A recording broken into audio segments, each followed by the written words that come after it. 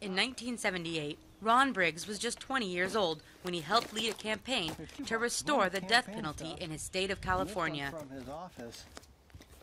If a vicious, brutal killer were to murder you tonight, that killer would not face the death penalty under California law. Briggs worked alongside his father, Republican Senator John Briggs, to pass the law, and they met with success.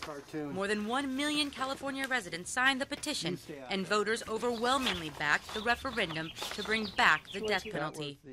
I thought at the time that bad guys should be hung, they should be treated poorly, and they should be out of society.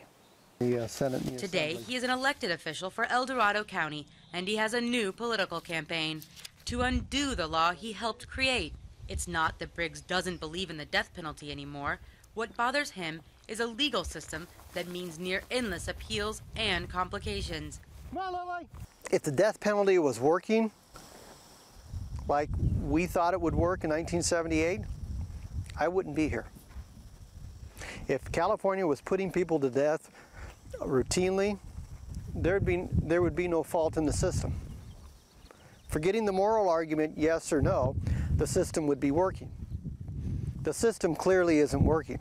Since the law was passed 34 years ago, 13 people have been executed, 729 more inmates sit on death row, and $4 billion have been spent. Don Heller knows these numbers all too well. He drafted the original law, but has also changed his mind.